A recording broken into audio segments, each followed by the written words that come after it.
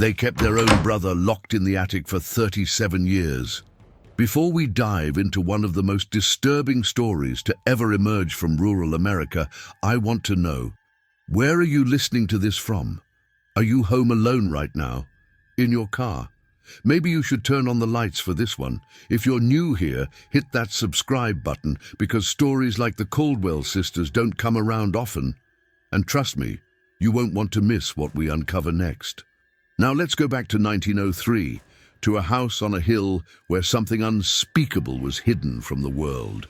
The Caldwell house stood like a monument to decay on Thornhill Ridge, 3 miles outside the town of Ashford Hollow, Vermont. Built in 1867 by Jonathan Caldwell, a timber merchant who'd made his fortune during the post-war reconstruction, the 2-story structure dominated the landscape with an imposing silhouette of dark wood and steep gables. By the autumn of 1903, only 2 of Jonathan's children remained, Constance, 34, and her younger sister Millicent, 29. The funeral had been a quiet affair. Martha Caldwell, their mother, had passed in her sleep, joining her husband, who died 5 years prior from pneumonia. The sisters stood side by side at the graveside, dressed in identical black mourning dresses, their faces obscured by heavy veils. Reverend Hartford noted how they held hands throughout the service, fingers intertwined so tightly their knuckles went white. "Strange girls, those Caldwell sisters," he'd remarked to his wife that evening. "Always have been." He wasn't wrong. The townspeople of Ashford Hollow had long considered the Caldwell daughters peculiar. They rarely came to town, and when they did, they moved together like shadows, speaking only when necessary, their voices barely above whispers. Constance, the elder, was tall and gaunt, with severe features, and dark hair pulled back so tightly it seemed to stretch her skin. Millicent was shorter, rounder, with a nervous disposition that manifested in constant fidgeting with her collar or sleeves. What truly set tongues wagging, however, was their complete withdrawal from society following their mother's death. The house, already isolated, became a fortress. Deliveries were left at the gate at the base of the hill. The sisters would retrieve them after dark, 2 figures with lanterns moving up the winding path like funeral processions. Thomas Garrett, who owned the general store, kept a ledger of their orders. "Peculiar amounts of food," he told anyone who'd listen. "Enough for 4 or 5 people, easy, but there's only the 2 of them up there now." "Maybe they're preparing for winter," his wife suggested. "In September? Every week? For months?" The mystery deepened when the hammering started. For 3 consecutive days in October, the sound of construction echoed from Thornhill Ridge. Constance had hired 2 workers from neighboring Millbrook, paying them triple the usual rate with one condition. They were to work only in the attic, and they were never, under any circumstances, to ask questions. Jacob Miller, one of the workers, later described the experience at the local tavern. "They had us reinforce the door frame, install 3 separate locks, heavy ones, the kind you'd use on a bank vault. Then they wanted the windows boarded up from the inside. Strangest job I ever done." "You see what was in there?" someone asked. Jacob shook his head. "The elder sister, Constance, she stood guard the whole time.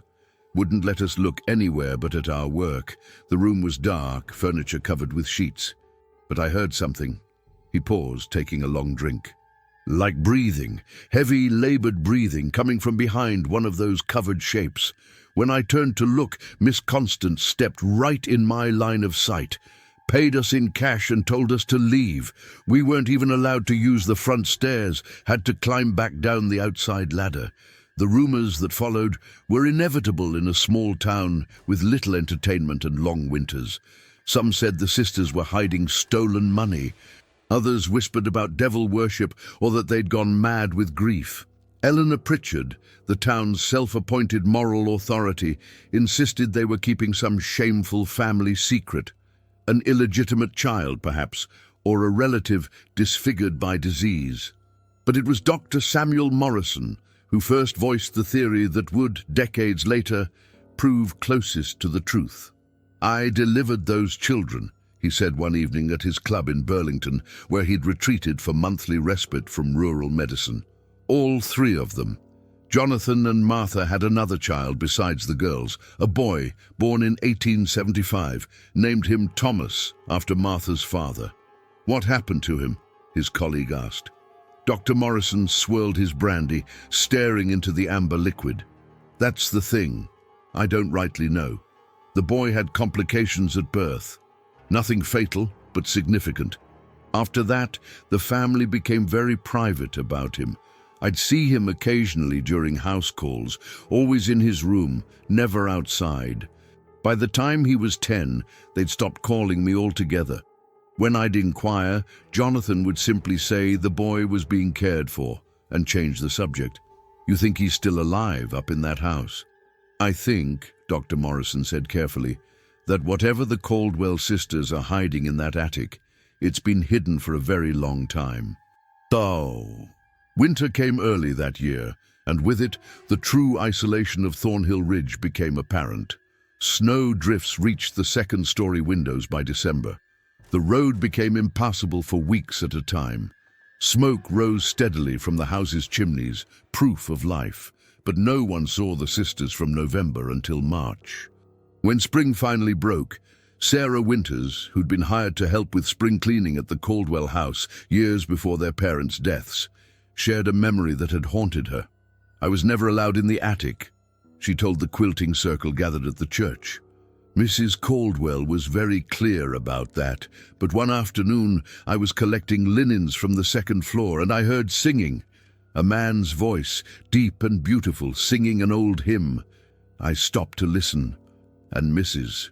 Caldwell appeared like she'd materialized from air itself. Her face was white as a sheet. She said, 'The wind plays tricks in old houses, Sarah.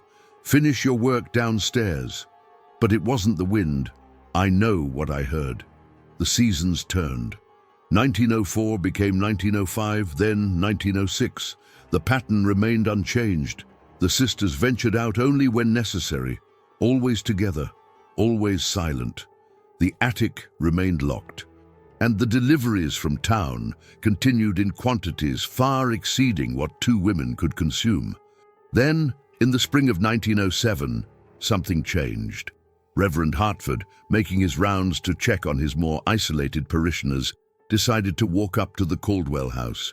It had been nearly 4 years since the funeral, and his conscience troubled him about the two women living alone with no spiritual guidance. He knocked on the heavy oak door and waited. Minutes passed. He knocked again, more forcefully. Finally, the door opened a crack, and Constance's face appeared, aged beyond her years, her eyes sunken and ringed with dark circles. "Reverend," she said, her voice hoarse from disuse. "Miss Caldwell, I've come to check on you and your sister. It's been too long since you've attended services." "We're well. Thank you for your concern." She began to close the door. "Might I come in? Perhaps offer a prayer with you both?" For a moment, something flickered in Constance's expression. Fear, he thought, or perhaps desperation. "That's not possible today. We have much work to do." "I understand. But the congregation worries." From somewhere above, deep within the house, came a sound. A thud, followed by a prolonged scraping, as if something heavy was being dragged across a wooden floor. Then unmistakably a voice, low, anguished, forming words the Reverend couldn't quite make out. Constance's hand tightened on the door. "You should go, Reverend, now. Miss Caldwell, if someone is in distress, go!" The word came out as a hiss, and for the first time in his 30 years of ministry, Reverend Hartford felt genuine fear in the presence of one of his flock. Constance's eyes had gone wild, and her free hand had moved to something behind the door, something she held like a weapon. He backed away slowly, and the door slammed shut with such force that it echoed across the hillside. Robert Chen had arrived in Ashford Hollow in the spring of 1908, one of many immigrants seeking opportunity in rural America.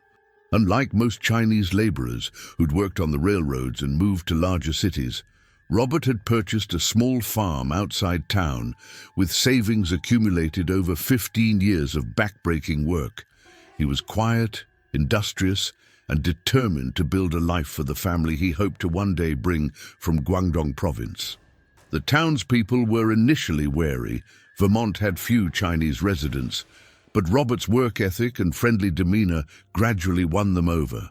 He sold vegetables at the Saturday market, always offering fair prices and occasionally sharing exotic produce that fascinated the local housewives. It was at this market, in June of 1908, that Robert first encountered the Caldwell sisters. They appeared at dawn, before most vendors had finished setting up, moving through the stalls with purpose. Millicent carried the basket while Constance conducted the transactions with minimal words. Robert noticed they purchased an unusual quantity of certain items: medical supplies from the apothecary, heavy blankets despite the warm weather, and enormous amounts of basic foodstuffs. When they reached his stall, Constance examined his vegetables with intense scrutiny. "Your greens are fresh," she said, not quite making it a question. "Picked this morning, ma'am, the best quality." She nodded, then proceeded to buy nearly half his inventory. As Millicent counted out the coins, her hands trembling slightly, Robert noticed something odd. Bruises marked her wrists, faint but visible beneath her sleeves when they rode up during the transaction. "Are you all right, miss?" he asked gently. Millicent's eyes went wide, and she looked to her sister. Constance's face hardened. "My sister is perfectly fine. We require discretion in our affairs, Mr. Chen. Can you provide that?" "Of course, ma'am. I meant no offense. See that you remember." She took the vegetables and guided Millicent away, their black dresses creating a somber contrast against the colorful market morning. Thomas Garrett, who'd witnessed the exchange, approached Robert's stall. "Don't mind them too much. The Caldwell sisters keep to themselves, always have." The younger one seemed frightened. "Millicent's always been nervous. Some say she's simple-minded, though I don't know if that's true or just gossip. They've been through a lot, those two. Lost their whole family." "Their whole family?" Thomas realized his slip. "Well, their parents anyway. It's just the two of them now in that big house on the ridge." But rumors of a third Caldwell persisted in whispered conversations, and Robert, being observant and curious by nature, began to pay attention. Over the following weeks, he made a habit of watching the Caldwell house from his farm. With a borrowed telescope, he could see the structure clearly on its hilltop perch. What he observed troubled him. The attic windows, though boarded from inside, sometimes showed light in the gaps between boards, but not the steady glow of a lamp. This light flickered irregularly, as if someone was moving about in darkness with a single candle. Once, around midnight, he saw a figure at one of those windows, a silhouette of someone much larger than either sister, pressing against the boards, as if trying to see out. Robert mentioned his observations to no one. He'd learned in his years in America that immigrants who caused trouble, even with good intentions, rarely received fair treatment. But his conscience troubled him, and when he saw the Caldwell sisters at market again in July, he made a decision. "Miss Caldwell." He approached Constance while Millicent was distracted examining fabric at another stall. "I hope you don't think me forward, but I grew vegetables that have medicinal properties. Chinese medicine uses them for various ailments. If someone in your household is unwell, I might be able to help." Constance studied him with such intensity that Robert nearly stepped back. Her grey eyes seemed to bore into him, calculating, weighing something he couldn't fathom. "What makes you think someone is unwell?" she asked quietly. "The quantities you buy, the medical supplies, and—" He hesitated. "I can see your house from my farm. Sometimes at night there are unusual lights." A long silence stretched between them. Around them, the market bustled with ordinary life, children laughing, women bargaining, men discussing crops and weather. But in their small sphere of conversation, the air felt heavy, charged with unspoken things.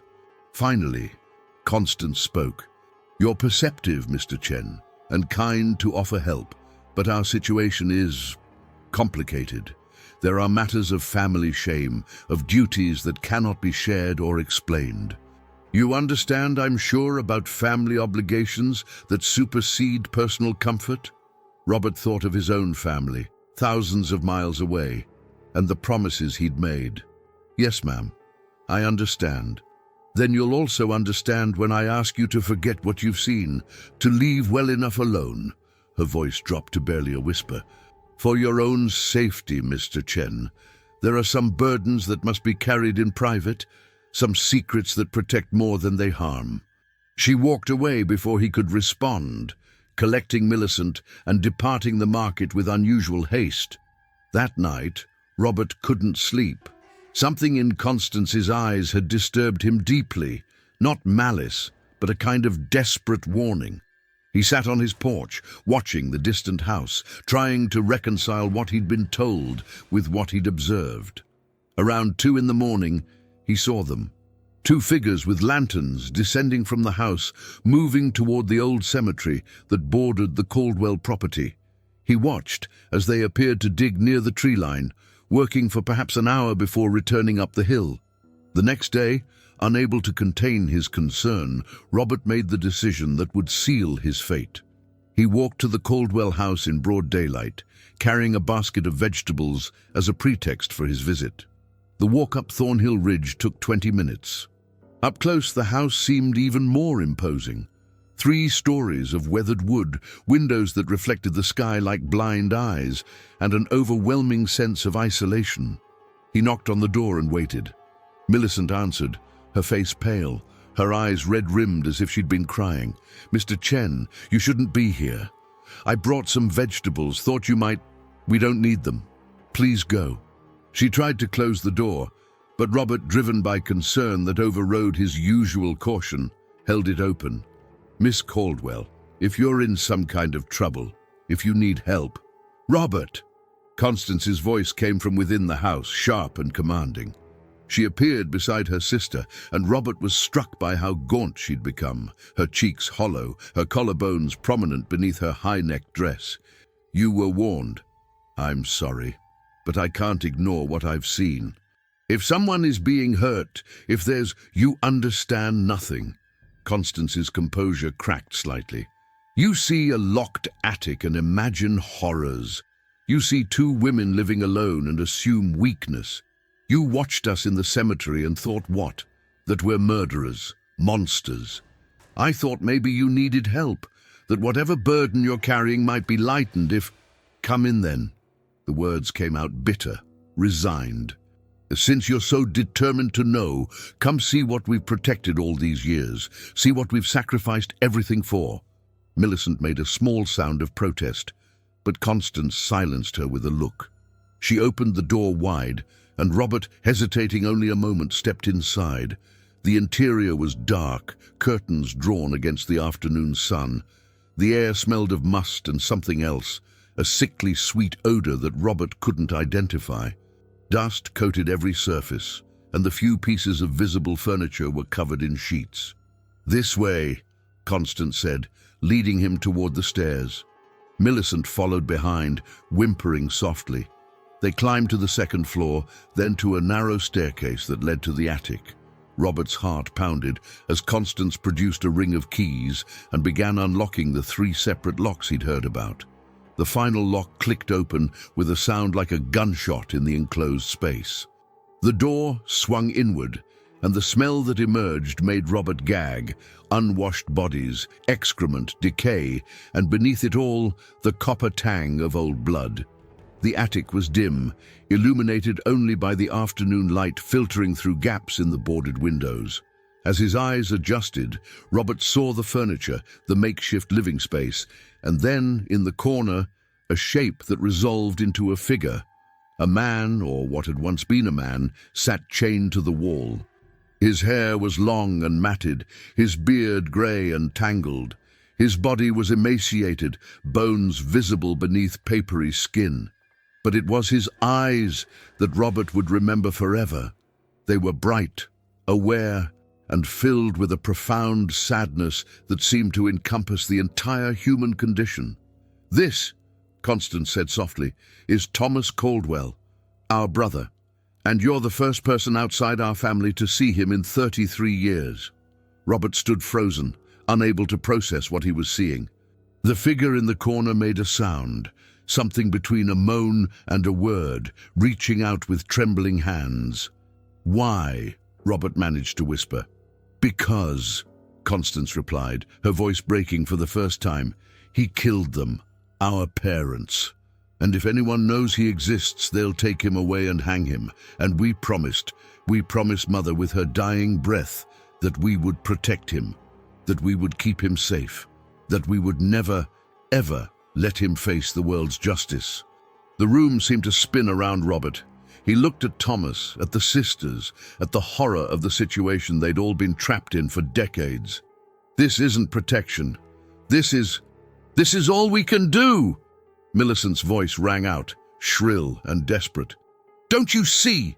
We didn't choose this. We were just girls when it happened. And now it's been so long. We don't know how to stop. We don't know how to end it." Robert backed toward the door, his mind reeling. "Let me help you. You can do nothing but condemn us all," Constance said. She moved between Robert and the stairs with surprising speed. "I'm sorry, Mr. Chen, truly I am. You're a good man, but we cannot let you leave here with this knowledge." Robert saw the iron poker in her hand too late. The first blow caught him across the temple, and he fell, the world tilting sideways. As darkness closed in, he heard Millicent sobbing, Constance's heavy breathing, and from the corner, Thomas making that awful sound again, a keen of loss and despair that seemed to encompass everything wrong with their shared nightmare. When Robert Chen didn't show up at Saturday's market, people noticed. When they found his farm abandoned, vegetables rotting in the fields, they investigated. But no trace of Robert Chen was ever found, except for his basket, discovered at the base of Thornhill Ridge, its contents scattered as if dropped in haste. The sheriff questioned the Caldwell sisters, of course. They claimed no knowledge of Mr. Chen beyond purchasing vegetables at market. They suggested perhaps he'd decided to return to California, where many Chinese immigrants had settled. The sheriff, with no evidence and no body, eventually closed the case. In the cemetery bordering the Caldwell property, the earth near the tree line had been recently disturbed, but no one thought to look there. No one thought to connect a missing Chinese farmer with two reclusive sisters living alone on a hill.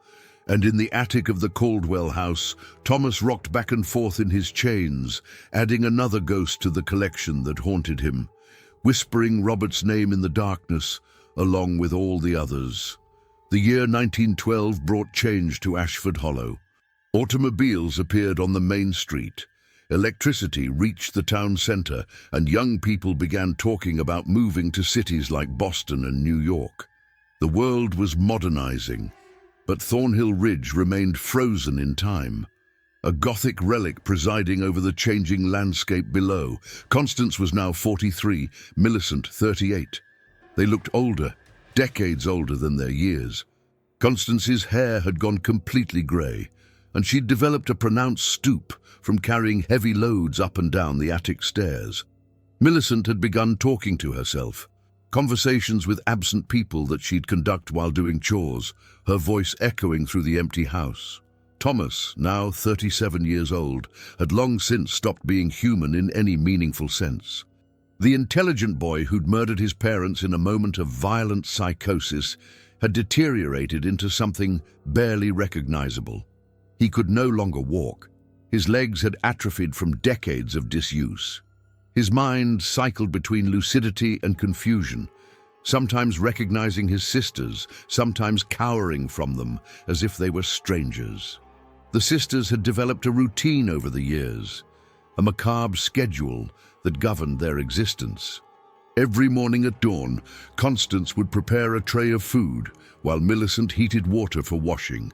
They'd climb to the attic together, neither would go alone anymore, and spend 2 hours tending to Thomas, feeding him, cleaning him, changing his bedding, all while he either sat docile or thrashed against his chains, depending on which version of himself was present that day.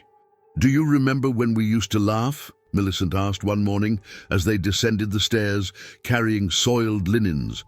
"When we were girls, before everything?" Constance didn't answer. She rarely spoke anymore unless necessary. The weight of their secret had compressed her into something hard and silent, like coal becoming diamond under unimaginable pressure. "I dreamed last night that Mother was still alive," Millicent continued, her voice taking on that distant quality it had more and more frequently. "She told me we'd done the right thing, that God would forgive us." "Do you think God will forgive us, Constance?" "There is no God in this house," Constance replied quietly. "There hasn't been for years. But their isolation couldn't last forever. The world had a way of intruding, no matter how high the walls. In September of 1912, a young woman named Helen Voss arrived in Ashford Hollow. She'd been hired by the county as a visiting nurse, part of a new public health initiative to reach rural populations. Helen was 24, fresh from nursing school, and filled with the progressive idealism of the era. She wore divided skirts that scandalized the church ladies, smoked cigarettes, and believed deeply in her mission to help the underserved. When she inquired at the town hall about her assigned families, the clerk mentioned the Caldwell sisters almost as an afterthought. "They're not technically on your list, but they're out there alone. Wouldn't hurt to check on them." "Tell me about them," Helen said, taking notes in her practical handwriting. The clerk shrugged. "Old family. The sisters inherited the house about 9 years back. Keep to themselves. Haven't caused any trouble, but they're not normal, if you understand me. There was some business years ago with a Chinese farmer who went missing, but nothing was ever proven." Helen's interest was piqued. Isolated women, potential mental health issues, and a mysterious disappearance. It sounded like exactly the kind of case where a trained nurse could make a real difference. She visited Thornhill Ridge on a crisp October afternoon, the leaves turning gold and crimson on the trees lining the path.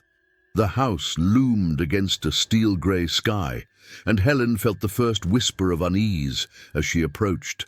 The building seemed wrong somehow, as if it existed slightly out of phase with the rest of the world. Her knock echoed through the structure. Minutes passed. She knocked again, more insistently. Finally, the door opened to reveal Millicent, looking worse than the townspeople's descriptions had suggested. Her dress was stained, her hair uncombed, and her eyes had the glassy quality of someone not quite present in reality. "Yes?" Millicent's voice was barely audible. "Hello, I'm Helen Voss, the county visiting nurse. I'm making rounds to check on residents who might benefit from health services. May I come in?" "No, we don't need—" "Millicent, who is it?" Constance appeared, and Helen was struck by the authority in her bearing despite her obvious ill health. This was a woman accustomed to command, to making difficult decisions. "Miss Caldwell, I'm Helen Voss. I'd like to offer my services as a nurse. Just a basic health check, no charge. It's what the county provides." Constance studied her with those penetrating grey eyes. Helen met her gaze steadily, projecting competence and goodwill. She'd dealt with reluctant patients before. Isolation often bred suspicion of outsiders. "We're quite well," Constance said finally. "But thank you for your concern." "I can see you're not," Helen said bluntly. Directness was sometimes the best approach. "You're both clearly exhausted, possibly malnourished, and your sister appears to be showing signs of mental strain. I'm not here to judge or interfere, I'm here to help." Something flickered in Constance's expression. Surprise, perhaps, at being spoken to so directly, or maybe a desperate hunger for someone to acknowledge their suffering. "Just a few minutes," Helen pressed. "Let me check your vital signs, ask some basic questions. If you want me to leave after that, I will." Constance hesitated, then stepped back. "Very well, but only the parlour, and only briefly." The interior confirmed Helen's worst suspicions. The house was filthy, dust inches thick on most surfaces, windows so dirty they barely admitted light. The sisters clearly couldn't keep up with basic maintenance. As a nurse, Helen had been trained to observe living conditions as indicators of health, and everything about this environment screamed crisis. She conducted a basic examination of both sisters in the parlor. Constance was severely underweight, her blood pressure dangerously high, and she showed signs of chronic exhaustion. Millicent was slightly better physically, but exhibited clear symptoms of what Helen recognized as a nervous breakdown in progress: tremors, difficulty concentrating, inappropriate emotional responses. "How much sleep do you get?" Helen asked, jotting notes. "Enough," Constance replied. "When was the last time either of you had a full night's rest?" Silence. "Are you caring for someone else? An elderly relative, perhaps?" Constance's hand tightened on the chair arm. "That's none of your concern. If you're overwhelmed with caregiving duties, there are resources, institutions that can help, trained professionals." "No!" The word burst from Constance with such violence that both Helen and Millicent jumped. We can't, you don't understand what you're suggesting." Helen kept her voice calm, professional. "I understand that caregiving can be exhausting, that sometimes families take on more than they can handle out of love or duty. But there's no shame in asking for help. You should go now," Constance said, standing abruptly. "We appreciate your visit, but as you can see, we're managing." "Are you?" Helen looked pointedly around the neglected room. "Because from what I observe, you're both on the verge of collapse. If you're caring for someone who requires constant attention, that's not sustainable. Eventually you'll break down, and then what happens to the person depending on you?" It was the right question and the wrong time. Constance's face went white, then flushed with color. "Get out, now, before I—" A sound from above cut her off, a low, keening wail that raised the hair on Helen's neck. It was wordless, but unmistakably human, carrying notes of despair that seemed to permeate the very walls. "What was that?" Helen asked. "Nothing. Old houses settle." "The wind." "That wasn't the wind, Miss Caldwell." Helen stood, her nurse's training overriding her caution. "Someone up there needs help, medical attention by the sound of it. You need to leave." Millicent had begun crying, rocking back and forth. "Please, you need to leave before you ruin everything, before you destroy us all." The wail came again, longer this time, and beneath it, Helen could make out a word. "Help, help." She moved toward the stairs before she could think better of it. Constance grabbed her arm with surprising strength. "I'll call the sheriff. I'll have you arrested for trespassing." "Then call him," Helen said, shaking off her grip. "Because I'm legally obligated to investigate signs of a person in medical distress, and that's clearly what I'm hearing." She climbed the stairs with Constance and Millicent in pursuit, their protests escalating to shouts. On the second floor, she found the narrow staircase to the attic. The door at the top was locked, but the wailing continued, closer now, more distinct. "Open it," Helen demanded. "I won't," Constance said. "You have no authority. Open it, or I break it down and return with the sheriff and a warrant." The sisters looked at each other, communicating in that wordless way of people who've lived together in isolation for too long. Finally, Millicent nodded, a gesture of complete defeat. Constance produced the keys with trembling hands. "You'll regret this," she whispered. "We all will." The locks clicked open one by one. The door swung inward, and the smell hit Helen like a physical blow. Years of nursing had exposed her to every bodily function and stage of decay, but this was different. This was abandonment made tangible, suffering fermented into an odor. The attic was dim, but Helen's eyes adjusted quickly. She saw the chains first, then the figure they restrained. What sat before her had the basic shape of a man, but seemed less than human, a creature defined by deprivation and despair. Thomas lifted his head, and his eyes met Helen's.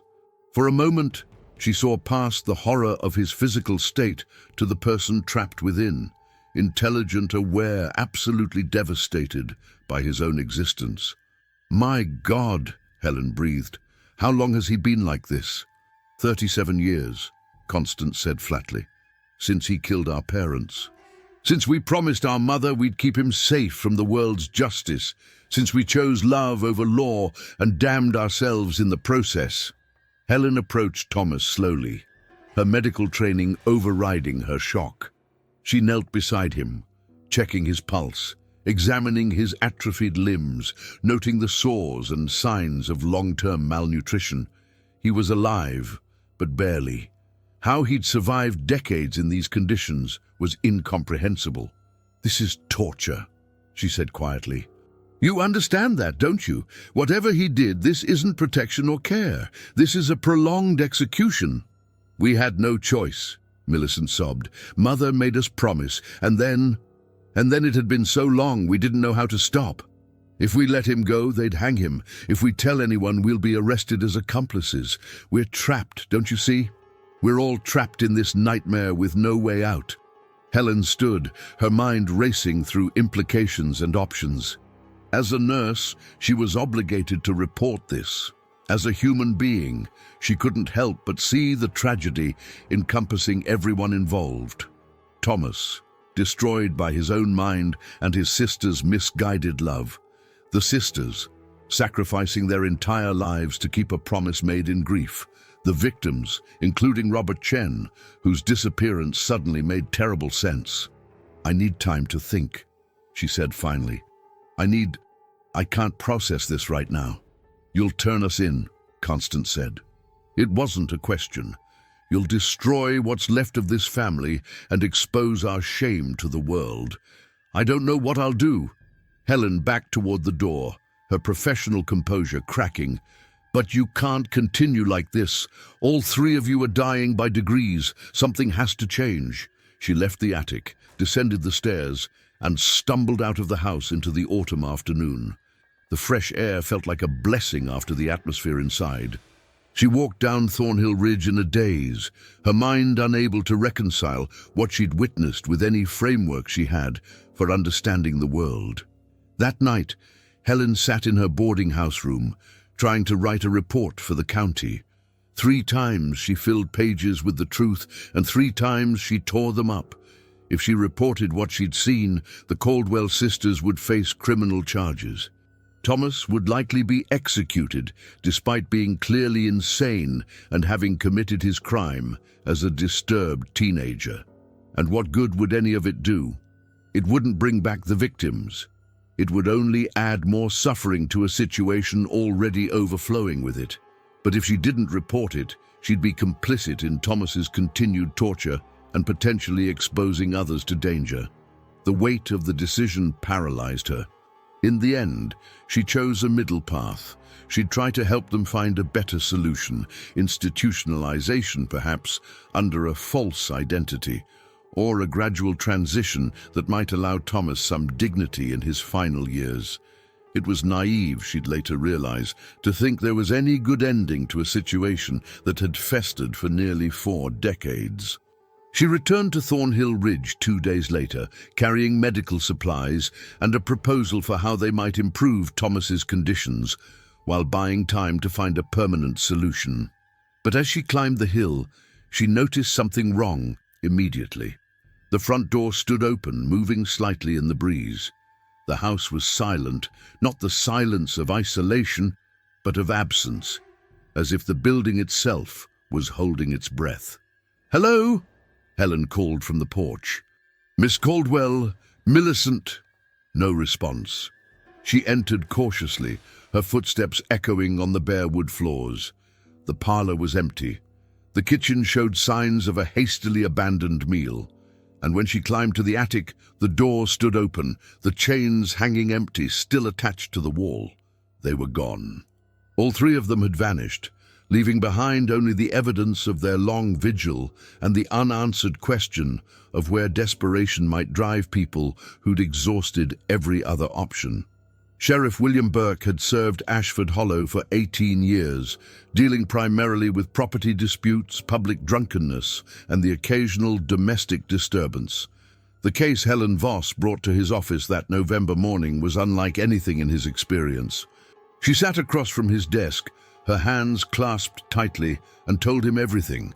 The condition of the Caldwell house, Thomas in the attic, the sisters' confession about the murders, and now their disappearance. She spoke matter-of-factly, as if reciting medical observations, but Burke could see the toll the knowledge had taken on her. "Why didn't you report this immediately?" Burke asked when she finished. "Because I'm a nurse, not a judge. My obligation is to help people, and I thought I could find a way to help them all. I was wrong." Burke stood and walked to his window, looking out at the town he'd protected for nearly 2 decades. "You're aware you could face charges for not reporting a crime?" "Yes, sir. I'm prepared to accept the consequences, but right now 3 people are out there somewhere.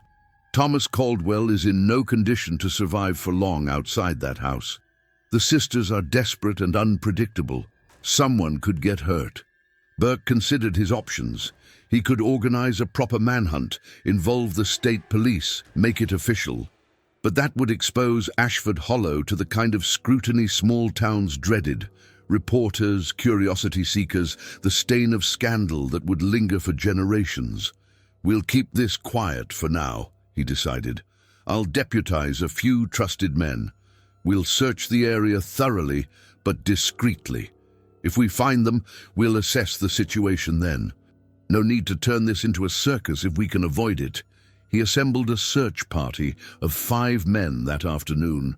Himself, his deputy Marcus Fletcher, Dr. Morrison, who'd delivered the Caldwell children and felt an obligation to help, James Porter, who owned most of the land surrounding Thornhill Ridge, and against his better judgment, Helen Voss, who insisted her medical skills might be needed. They began at the Caldwell house, searching for clues about where the trio might have gone. The interior was exactly as Helen had described, a monument to neglect and suffering. In the attic, Dr. Morrison examined the chains and makeshift living space with growing horror. "This boy had severe developmental issues," he said, running his fingers along the worn metal. "Not violent by nature, but prone to episodes. Jonathan and Martha consulted me several times about his care. I recommended institutionalization, but they refused, said they'd keep him at home, keep him safe." He looked at Burke with haunted eyes. "I never imagined this is what they meant, or that after they died, the daughters would continue it." "The parents dying? You're sure it was Thomas?" Burke asked. Morrison nodded grimly. "Happened in '96. I was the one who examined the bodies. Jonathan's skull was crushed, Martha strangled. The scene was violent. The daughters told me they'd been away visiting an aunt in Burlington when it happened. They came home to find their parents dead and Thomas covered in blood, raving about voices telling him to do it. They must have decided right then to hide him rather than turn him in." "And the Chinese farmer, Robert Chen? Probably buried somewhere on this property. If he discovered their secret, they'd have seen no choice but to silence him." Morrison's voice was thick with grief. "God help them all. And God forgive me for not pushing harder to get that boy proper care when there was still time." The search of the property grounds began at dawn the next day. They found the disturbed earth near the cemetery's tree line. 3 graves, they eventually determined, hastily dug but carefully maintained. One contained remains that Dr. Morrison confirmed as Robert Chen, based on clothing fragments and dental work. The other 2 graves held older remains that analysis would later confirm as Jonathan and Martha Caldwell moved from their official burial sites at some point after their deaths. "They couldn't bear to leave them in consecrated ground," Helen said softly, standing over the graves. "They knew what they were protecting Thomas from, knew their parents died violently. This was their way of keeping the family together, I suppose. But the Caldwell siblings themselves remained elusive." Burke expanded the search radius, checking abandoned buildings, caves, and remote areas where they might hide. Days turned into weeks with no sign of them. Then, in early December, came the first report. A farmer named Edward Collins, who lived 8 miles north of Ashford Hollow, reported seeing 3 figures crossing his land at night, 2 women supporting a man between them, moving slowly through the snow. "I called out," Edward told Burke, "asked if they needed help. But they just kept going, disappeared into the woods. Something about them seemed wrong, though I can't say exactly what. Burke organized tracking parties, following the trail through the forest. They found signs of passage, broken branches, improvised camps, evidence that 3 people were indeed moving through the wilderness in the dead of winter. But how Thomas was surviving such conditions in his weakened state was a mystery. "They must be carrying him most of the way," Marcus Fletcher observed, examining footprints in the snow. 2 sets of deep prints, 1 set of drag marks. They're killing themselves trying to keep him moving. More sightings came in over the following weeks, each one further north. The Caldwell siblings were following the old logging roads toward the Canadian border, Burke realized. They were fleeing the country, though why they thought that would solve anything, he couldn't fathom. The pursuit became a grim race against winter. Burke and his deputies followed the trail through increasingly harsh conditions. They found more camps, signs that the fugitives were deteriorating rapidly, blood in the snow, discarded clothing, and once, disturbingly, a message scratched into a tree with what looked like a fingernail. "Tell her we tried." "Tell who?" Marcus asked. "Their mother, probably," Dr. Morrison said. "The promise they made her is still driving them, even now, even as it kills them." In mid-January, they finally caught up with them. A farmer in the small settlement of Northbridge, just 15 miles from the Canadian border, reported seeing 2 women collapsed in his barn. He'd approached to offer help and seen the man with them. "More dead than alive," he said, but still breathing. Burke and his party reached the barn by late afternoon. Inside, they found the Caldwell sisters huddled around Thomas, trying to keep him warm with their own bodies. All 3 were barely conscious, suffering from severe hypothermia and malnutrition. Helen immediately began emergency treatment, while Burke tried to communicate with Constance, who was the most responsive. "It's over," he told her gently. "You need to let us help you now." Constance's eyes focused on him with difficulty. "Canada," she whispered. "Almost made it to Canada. And then what? You'd still be fugitives. Thomas would still be dying. This can't have a happy ending, Miss Caldwell." "Know that," she coughed, a wet, rattling sound. "Just wanted to die free, all of us, together, away from the house." "He's gone," Helen said softly from where she knelt beside Thomas. "I'm sorry, but there's no pulse. He's passed." The sound that came from Millicent was barely human, a keen of loss that seemed to contain 40 years of suppressed grief. Constance simply closed her eyes, and a single tear traced down her frozen cheek. "It's finished then," she said. "Thank God. Thank God it's finally finished." They were transported back to Ashford Hollow in wagons, wrapped in blankets, more dead than alive. Thomas's body was brought separately, finally released from the prison of his own damaged mind and his sister's misguided love. At the hospital in Burlington, where the sisters were taken for treatment, Constance died 3 days later from pneumonia. Her last words, spoken to Helen, who'd stayed with her, were, "We did our best. Tell them. We did our best." Millicent survived physically, but never spoke again. She was transferred to a state hospital for the mentally ill, where she lived another 15 years, sitting by windows and staring at nothing, occasionally singing old hymns in a voice like broken glass. The case officially closed in February of 1913. The deaths of Jonathan and Martha Caldwell were ruled as murders committed by Thomas Caldwell, deceased. Robert Chen's murder was attributed to the Caldwell sisters, acting to protect their secret. The sisters themselves were deemed to have suffered enough, their flight and Constance's death considered justice enough. But for those who'd been involved in the case, there was no sense of justice or closure. Burke retired early, haunted by the image of 3 people dying in the snow, still trying to keep a promise made in 1896. Dr. Morrison published a paper on the case, with names changed, advocating for better mental health care and arguing against family care of severely ill patients. Helen Voss left Ashford Hollow 6 months later, unable to reconcile what she'd witnessed with her belief in the possibility of helping everyone. In a letter to Burke, she wrote, "I've learned there are situations so broken, so far past repair, that all we can do is bear witness to the suffering and hope that somehow our acknowledgement of their pain means something." The Caldwell house remained empty, slowly collapsing under the weight of its own history. The attic door stayed open, chains still hanging from the wall, a monument to the terrible things people could do in the name of love and duty. 23 years later, in the autumn of 1936, a young couple named David and Ruth Morrison, no relation to Dr. Morrison, who died in 1928, purchased the Caldwell property at auction. The house had been uninhabited since 1913, and despite, or perhaps because of, its notorious history, they'd gotten it for almost nothing. David was a writer, hoping rural isolation would help him finish his novel. Ruth was an artist who found beauty in decay and neglect. They were both 30-something intellectuals from Boston, part of that interwar generation that prided itself on rationality and skepticism of small-town superstitions. "Do you really think we should do this?" Ruth asked, as they stood before the house for the first time. It had deteriorated significantly.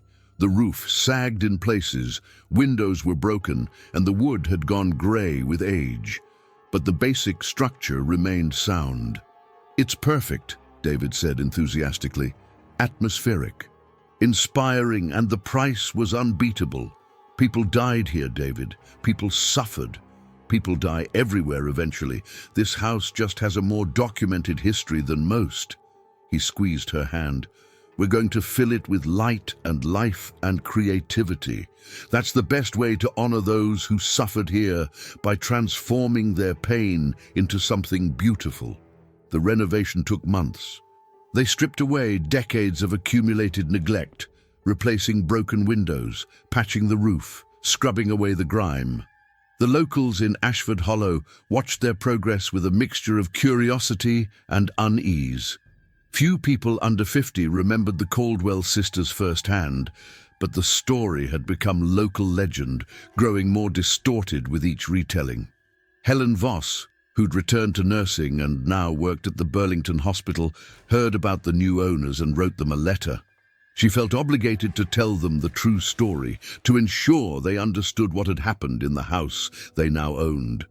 David and Ruth read her account with fascination and horror. "Should we back out?" Ruth asked after finishing the letter. "This is worse than I imagined."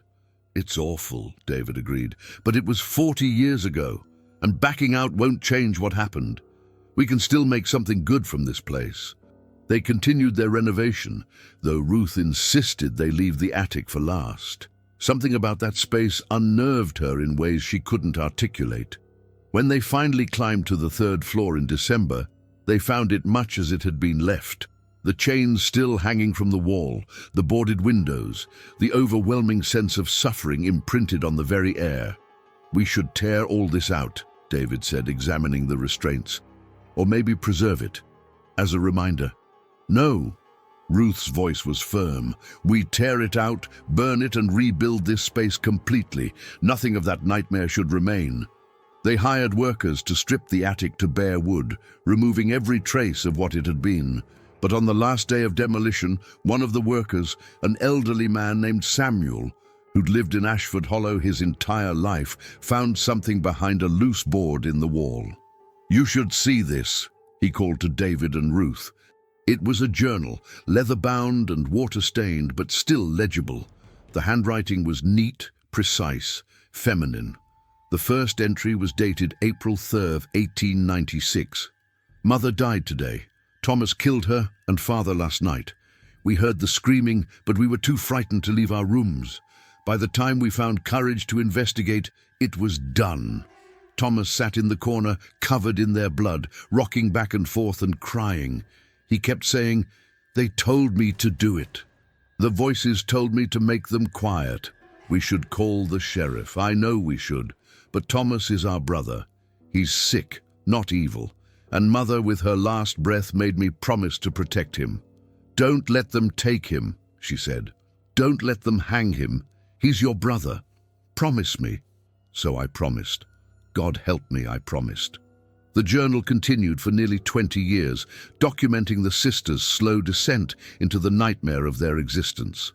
It detailed their decision to fake their parents' funeral and burial, their guilt over Robert Chen's death, their growing desperation as Thomas's condition worsened and their own bodies failed them. The later entries became increasingly fragmented, as if Constance was losing the ability to form coherent thoughts. November 1912. The nurse knows. She'll tell. We have to run, have to keep the promise. So tired of carrying this weight. But a promise is a promise. Mother, I hope you're at peace. I hope you know we tried. The final entry was dated just days before their flight. I don't know if we'll survive the journey north. I don't know if Thomas will live through another week. But we can't stay. We can't let them take him, can't let them hang him for something he did when his mind was broken. Is it mercy to prolong his suffering? Is it love to keep him chained in darkness all these years? I don't know anymore.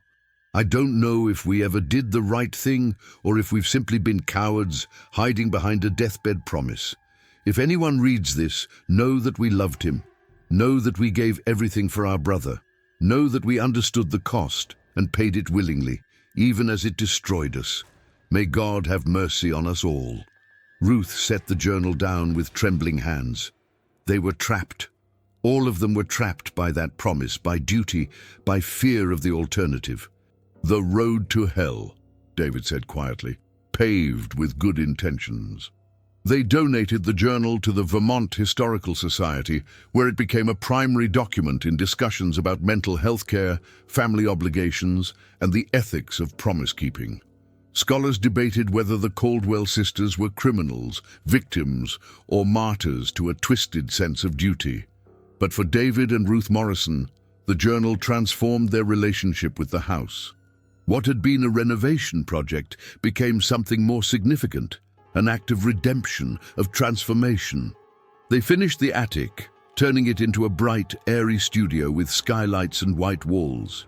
Ruth painted there, creating works that explored themes of captivity and freedom, while David wrote his novel about families and the secrets they keep. They lived in the house for 32 years, hosting dinner parties and artist gatherings, filling the rooms with laughter and music and life. They had 3 children, who grew up running through halls that had once echoed with despair. They planted gardens where graves had been and maintained a small memorial on the property, a simple stone marker that read, "For Thomas, Constance, and Millicent Caldwell, and all who suffered here. May they find the peace they were denied in life." Helen Voss visited them once in 1948, when she was 73 and nearing the end of her own life. She walked through the transformed house, marveling at how light now filled spaces that had been so dark. "Do you feel them here?"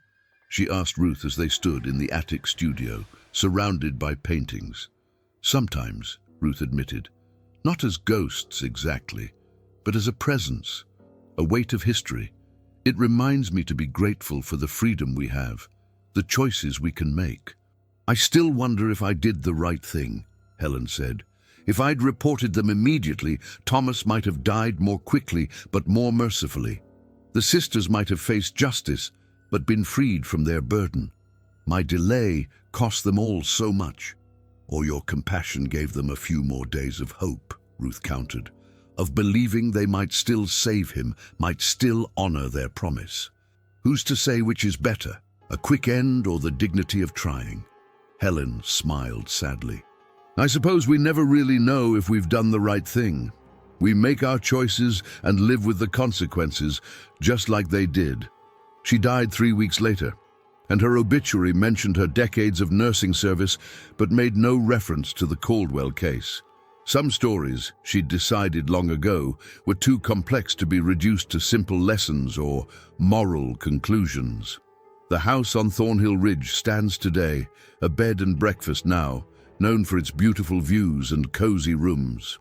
The current owners mention its history to guests who ask, but in tones of historical curiosity rather than horror.